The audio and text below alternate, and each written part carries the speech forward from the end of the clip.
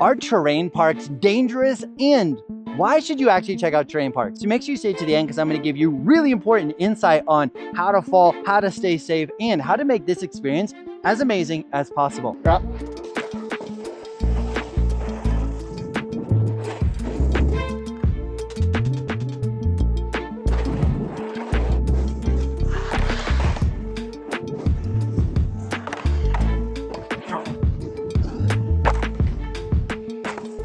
One of the biggest attractions to riding park for me is the challenge. Now, once you get your fundamentals down and you're able to turn your snowboard and feel pretty awesome, well, sometimes snowboarding can get really boring if you're just cruising down a run. So by adding park, you're gonna have to learn a whole different new skill set, which includes riding switch, hitting features straight on, sideways, doing spins, doing tricks, doing all sorts of new stuff. So being able to ride park adds a whole different level of challenge, which is pretty freaking awesome. So the other awesome part about riding park is being creative. Now, you have this simple rail right here, which you can just jump on and do something simple, or you have dudes that are being super creative, and what you choose to do is an expression of your creativity, but you may choose to do something that's completely different, or you may see somebody doing something, you're like, holy cow, that looks amazing. I actually want to try that trick. So going into the park allows you to broaden your skill level, your creativity. And one other awesome bonus thing is the social aspect, but we're going to take a little lap and then we're going to talk about the social aspect as well as, is it dangerous? Let's ride.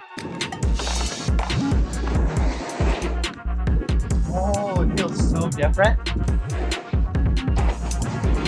Oh, I almost lost that. I didn't realize that it was all chaotic and sketchy. And if you're looking for some awesome gear, check out my company called Benetek. We have awesome waterproof tech hoodies. We even have winter jackets, puffy jackets coming soon, goggles, and we even have a bunch of accessories to make sure that you're fully kitted for the mountain. Check out the link in the description below, and we would love for you to join the family. As a prerequisite going into the park, I definitely recommend you're able to do these three major things. One, skidded turns.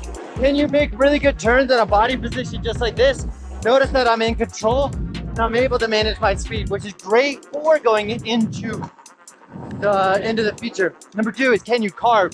Notice that as I carve, I'm gonna get on an edge and I'm gonna start accelerating. This is a extremely important skill for hitting jumps. You're gonna need to be able to skid and carve, extremely important.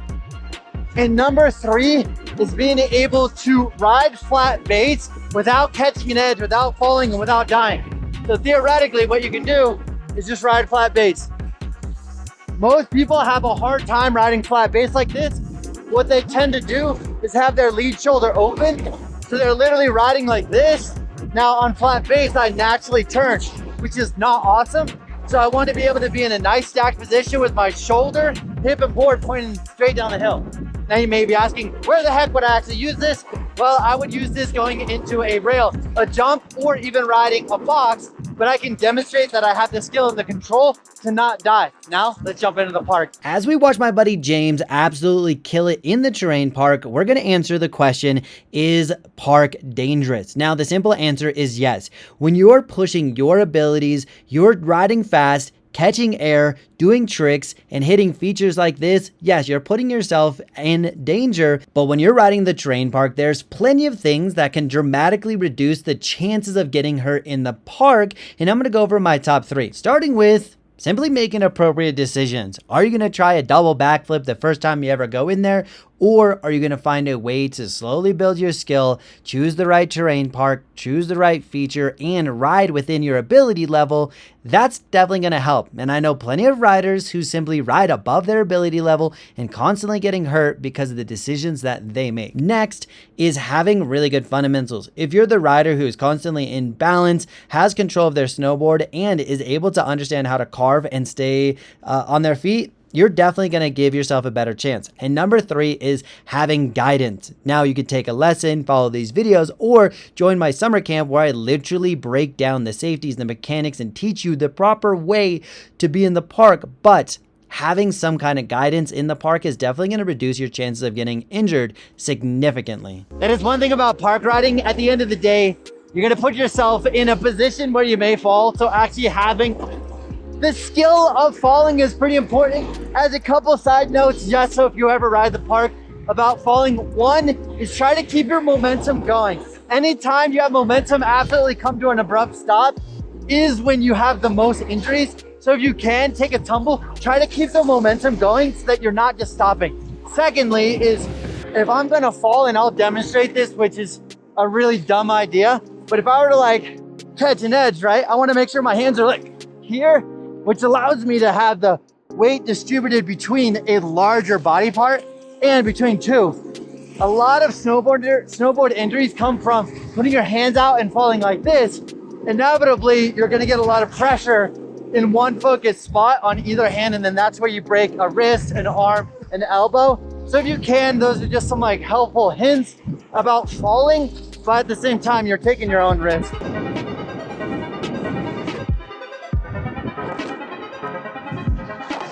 I did not. Ooh, bad hip right there. Sure. Ooh.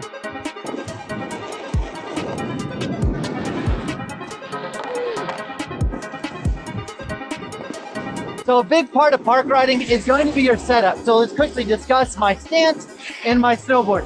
I love riding a true twin camber. True twin means that it's going to be symmetrical going forward or symmetrical going backwards. So it's going to feel theoretically the same. I also love camber boards because camber tends to have a better ability to handle speed, carves.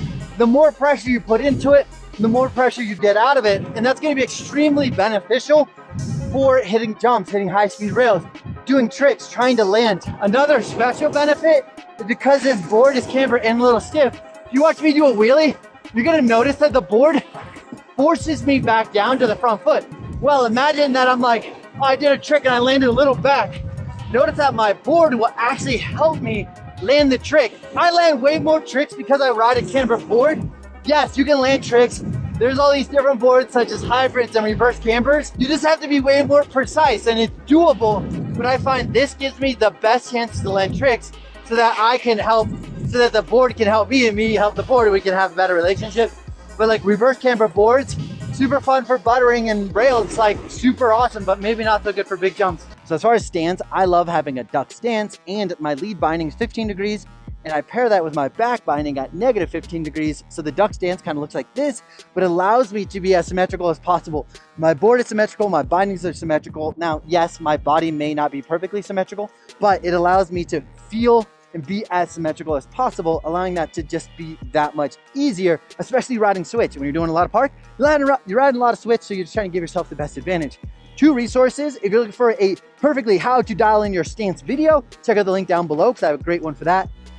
And if you're looking for a video on how to ride switch, I have another link down below to make your switch riding 10 times easier, faster, and more awesome.